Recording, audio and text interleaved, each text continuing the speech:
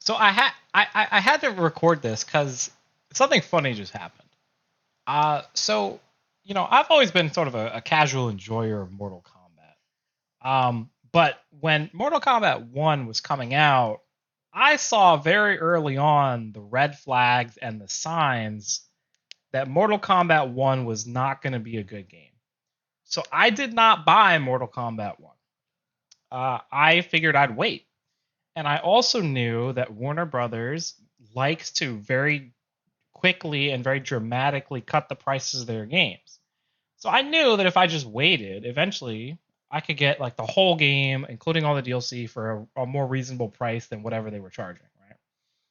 So it's on sale now, the Chaos Reigns collection, which I thought was the complete collection as of this moment, okay? And for $30, I said, you know what? I still have some hesitations. There's still things I don't like about this game, but at least for $30, all the characters, all the patches, all the year of support, at least I can give it a shot. I can give it a fair try, right? I can give them this small amount of money and I can get this product and I can at least judge it and I can probably get $30 worth of fun out of this product, right? But here's the funny part. I boot it up. What's the first thing I do? I go to practice mode. I go to the character select screen. What's the first thing that I notice? Shang Tsung is not available. Shang Tsung is going to be another $4. Well, wait a minute. Are you telling me that this is not the complete edition of the game? Oh, and also, by the way, some of the cameos not included either. That's probably another $4. I didn't even bother checking, right? In a game that I know is also filled with microtransactions, right? This bullshit second currency. I refunded that shit, dude. Just on the principle alone, I'm not even doing it. Warner Brothers is literally the worst. And what I don't get is why and how. This is what I don't get. This seems like simple business, okay? I mean, I am obviously just one case, but I just gave them $30, okay? And I would have let them keep the $30 if they did not then immediately ask me for $4 more. If they did not immediately try to nickel and dime me for $4 more to get an essential legacy character who is pivotal to the story of this game. So now they're not getting any of my money, right? And my insistence on not purchasing any Warner Brothers product at all, which I've basically been doing, I'm even more hardcore in that idea, right? I'm now one step less willing to give any Warner Brothers product a chance, right? Any kind of faith that I had is just one metric less now because they tried to nickel and dime me. So my question is, what's the business sense here, right? They just lost money. Was it worth it? Are you getting that many people? How many? Okay, so like literally, how many people would have to buy Shang Tsung to make up for me refunding the game right now? Right? That doesn't. Yeah, that's.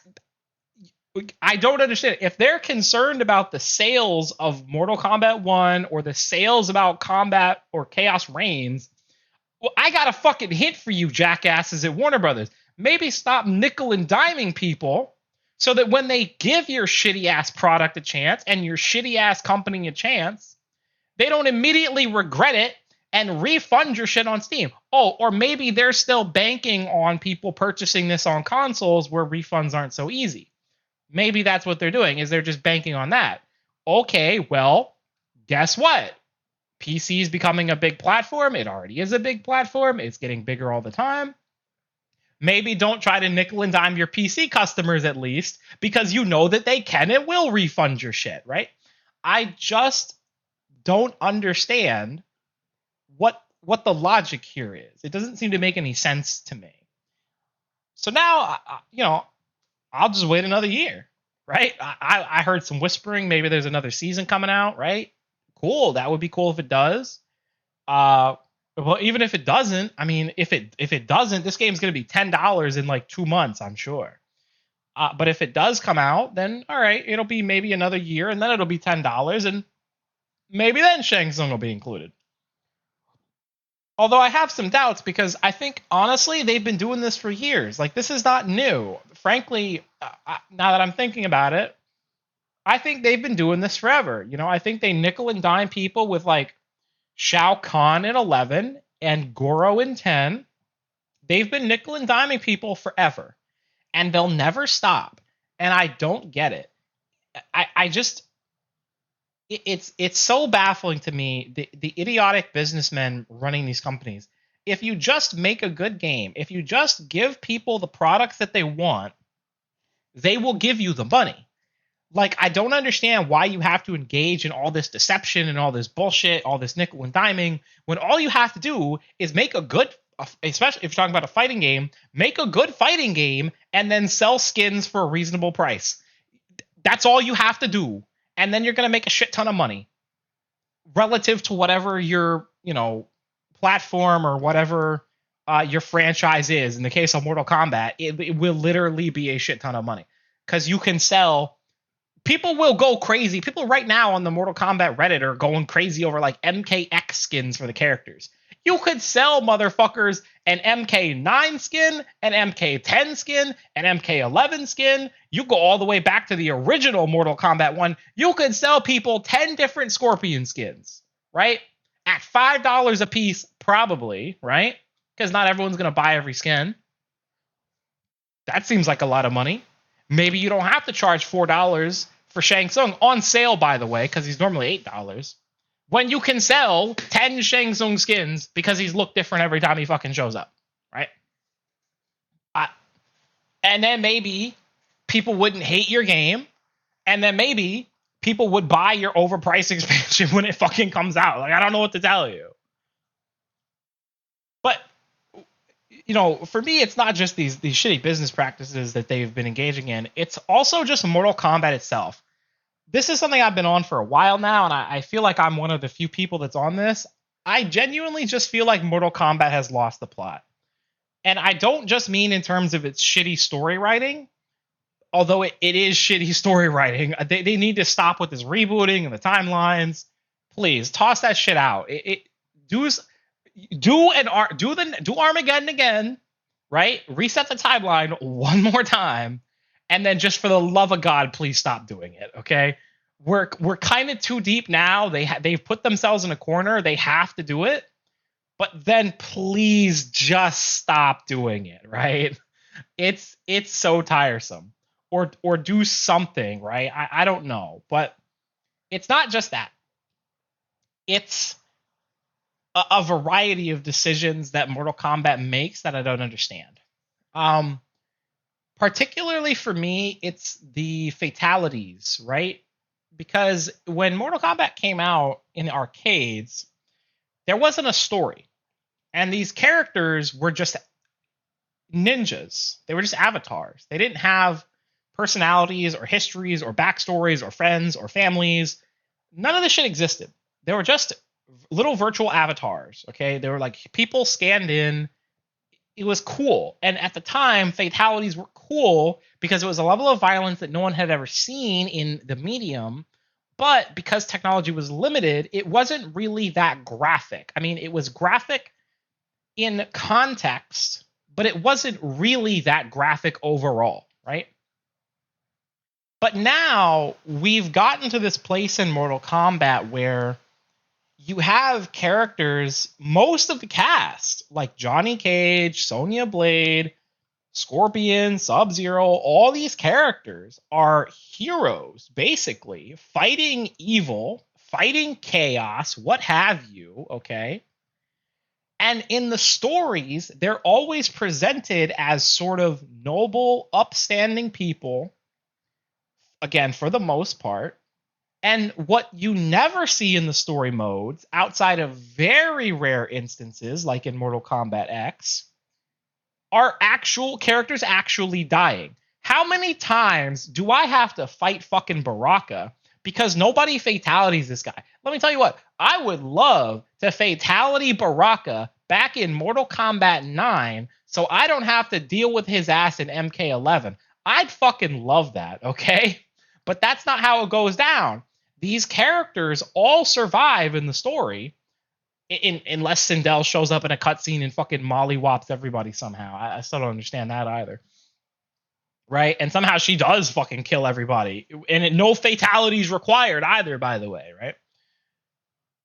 So suddenly I've got Johnny Cage, who's supposed to be more or less a good guy, right? Or Liu Kang, who is just a good guy, performing fatalities on his friends, his lover, whoever. Or Johnny Cage or Sonya Blade on their daughter, or Cassie on their parents, right? And also, like, Cassie seems to be like a normal person, okay? But then her fatality is like some really kind of psychotic, sociopathic serial killer shit where she takes a selfie while she's putting her fucking hands through your ribs to form a heart where she just kicked your fucking heart out of your chest, right? This is some weird sociopathic behavior to engage in that doesn't really mesh with how she behaves in the story. And it's all like this, right? Because many of the fatalities, not all of them, but damn near all of them, are no longer like quick and cool executions where you just finish off a wounded opponent, right? Like if you think about Ninja Gaiden 2 is currently, back in people's headspace. In Ninja Gaiden 2, the obliteration techniques are there. They're both functional and, in a way, they are merciful because your opponent they're missing limbs, they're bleeding out, they're not going to recover, they are going to die. You're just accelerating that. You're giving them a merciful end that is also functional because they know they're going to die, so they might as well take you with them, right? So it is functional. You're trying to remove them as a threat as quickly as possible. And in the process of doing so, it's fairly merciful, right? You just cut the guy's head off in a lot of cases, or you destroy their head. Sometimes Ryu gets a little fancy about it, but it's usually very quick, right? And is very tame compared to what you see in Mortal Kombat. Whereas in Mortal Kombat, every fatality is like this drawn out, torturous execution where every character, no matter who they are, what their personality is, or what their powers are, has to like vivisect people, take off all their limbs, break all their bones, right? Flay them alive, take their skin, rip all their internal organs out, okay? And then take their head off, and then if even after they're fucking dead, maybe then you still destroy their body even more so, okay? It's unhinged. It is psychotic. It is sociopathic. The shit that Mortal Kombat fatalities have turned into. They're not cool anymore. They're just gross. And that's not even talking about the level of detail that you get into, where every game seems to have certain obsessions. Like I think it was Mortal Kombat 10 where they got really obsessed with like cutting people's faces off and showing you like half of their brain, right? It's really gross. The level of detail that they go into showing these things and putting it on display. And again, if you saw something like this from a character like Shang Tsung or Quan Chi, evil characters doing evil things make sense. I jive with that. My problem is when you present damn near your entire roster as like outwardly upstanding, heroic people who are literally just fighting a evil person to create a good future or whatever, who never do anything bad, never kill anybody in the story, and then suddenly these fatalities are like some crazy psychotic injustice bullshit, okay? It doesn't make sense to me. And and especially when like in Mortal Kombat 11, oh my god, when they make you grind the fatalities, they also just get tiring. They're not cool. They're drawn out. They're exhausting to look at. They're fucking gross, and they don't make any sense for half the characters. I'm just tired of them. And my other problem is that I think that they're really fucking hypocritical. I find it weird how this series revels in this insane level of ultra violence. But at the same time, at least in Mortal Kombat 11, maybe things have changed a little bit now. I haven't played one, I haven't looked at a lot of the skins, but they seem to take this weird anti-sex approach, right? This sexless world where we're going to do all the craziest violence in the world, but we can't possibly have Scarlet in any of her outfits, any of her bodysuits, show any amount of cleavage at all until, like, 5 or 6 seasons in, we add a single palette that gives her a tiny little bit of cleavage, okay? It's insane, the dichotomy between, like, unrelenting, unreasonable ultra-violence and a complete lack of any kind of sex appeal at all in the series. And it's so representative to me of like how backwards just American culture is at all in general, right? The shit doesn't make any sense. It pisses me off because it screams of like hypocrisy and cowardice, right? Where they think, and I suppose rightfully so, that now people are desensitized to violence, and so they can get away with doing whatever, even if it's bad for the mental health of their employees. They think they can get away with any level of ultra violence, and they think that makes them edgy and cool and whatever. But because for some reason, some people, not even a lot of people, I'd wager, think that having sexy, attractive people, usually women, right? Even though there's no problem having sexy, attractive men that have fucking insane abs and pecs and shit that never wear shirts, by the way, right? They think that for some reason that makes them lesser. It makes them a worse developer or sexist or misogynist or all kinds of or stupid shit. And it furthers the idea that Netherealm really are just a bunch of talentless hacks, because when you get into the story details, when you get into like some of the character writing, like what they did with Sindel in Mortal Kombat 11, where they changed her character and a lot of people hated it. When you get into the animations in Mortal Kombat and Injustice, which have historically been like the laughingstock of the fighting game community, right? When you get into the balance of Mortal Kombat and Injustice, which have historically been the laughingstocks of the fighting game community, all of these things to me taken in combination suggest that NetherRealm Studios really are just a bunch of talentless fucking hacks who happen to have this massive IP and have no idea what to do with it. And by the way, they also have Injustice, which frankly should be just as big as Injustice. And the fact that it's not, I think, is further proof of this, right? And the guest characters is another thing that annoys me. Look, I thought it was cool having guest characters, and I still do. Having guest characters is cool. But at this point, Mortal Kombat has almost become the guest character fighting game. Like, and especially the characters that they're choosing, it's very clear we're running out of options, okay? You'll forgive me if I don't think Conan the Barbarian fits in Mortal Kombat, okay? You'll forgive me if I don't think fucking Rambo fits that well. I mean, he fits better than Conan the Barbarian, but we're starting to stretch, okay? Where we're putting Conan the Barbarian and Rambo against even other guests like Freddy Krueger and Jason, which makes sense as these kind of supernatural, magical horror entities, right? Whereas Rambo is not a fucking horror movie. He's just a dude with a gun and a knife, right? Like, and then you get into Ghostface, right? He's literally just one or more guys with a knife. Now, to their credit, though, I'll say they actually got pretty creative with Ghostface's representation in the game.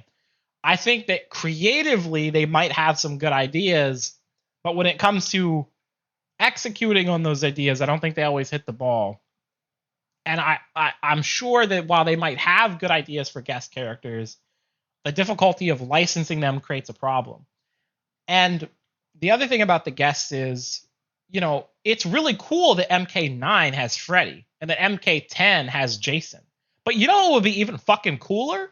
Is if one of them had both fucking characters, right? It's cool that 11 has Arnie's T800, and it's cool that 1 has the T1000. But you know what would be even better? If they were both in the same game. I feel like we're missing some opportunities here, because with guest characters, you start really treading this line between like actually having cool crossovers and like cool what if fights. Like, what if the T800 fought the T1000 in this game, right? Versus it's probably not that profitable to sell 2 Terminators in the same game, right? You start getting into that. And then, again, when you look at some of these characters, Homelander and Omni-Man. Okay, so you do actually get some kind of similar characters that it would be cool to fight against. But then that cuts both ways because I'd say they're fairly similar. And the other thing that gets me about having Omni-Man and Homelander in this game is that you've got 2 evil Superman variants in a game made by the studio who is basically well known at this point for having an actual evil Superman in Injustice. And that evil Superman is not a guest character, even though having Mortal Kombat characters in Injustice is a tradition. And given MK11, it's entirely possible for DC characters to enter Mortal Kombat in the current era, right? Because we got Joker when they couldn't get Ash Williams or whatever the fuck happened, okay? So I find it really weird that we don't have actual evil Superman in the game with the 2 evil Supermen, right? And while I think Omni-Man and Homelander are similar, like as an evil Superman type character, I do know that they're differentiated in gameplay, with Omni-Man being more of a brawler rushdown, Homelander being more of a bitch zoner. Okay, I know that. And then maybe you could have evil Superman be both, right? Or some kind of unique interplay between the two. Again, it feels like a lot of missed opportunities here with the cast. And speaking of other missed opportunities, what's up with some of these cameos? Like, can someone explain to me why Janet Cage is a cameo instead of, I don't know, Cassie Cage? Or, I don't know, literally fucking anybody else for that matter. Like, what's the point of having a fucking Janet Cage cameo? Like, that seems really shitty. It was just a stupid multiverse crossover idea. I think that's really stupid. But the cameo system itself is one of the biggest reasons why I never bought this game to begin with. I just didn't like the theory behind it. I didn't like how the kind of guest fighters worked in MK11 when those rare occasions popped up in the towers. I thought it was kind of some wacky implementation. So when I realized that they were basically going to build an entire game around that, I was a little suspicious. And the other thing is that when you have a system like this, it does sort of create this environment where if a character's a cameo, they're not going to be a real character. Except they also broke that because they decided that like half of the cameos are going to be actual playable roster characters, either at launch or eventually through DLC. So then you've just got 2 Scorpions, 2 Sub-Zeros, 2 Cyraxes. Like, what's the point of this? If the point of the cameo system is to expand the roster so you can have a bigger representation of the Mortal Kombat cast, why are half of your cameos playable characters? Like, what's going on there? It doesn't make any sense. And then you just pull some random bullshit out of your ass, like Janet Cage. Like, nobody asked for that. What's the point of that? And the fact that people have been asking since launch for a mode where you don't have to use cameos, and the fact that, as I learned recently, there is basically a fully functional actual tag system in the game that works where you can just tag in and out two playable characters using the existing systems in the game. What is going on here? Why do you have the ability? You could just take out the fucking cameos. It wouldn't be hard to turn it off for a mode for people like me who just don't want to fucking be bothered with it. And then for the people that really like the system or really like tag fighters, you already have the framework to make it an actual good, better system than the bullshit that we've got.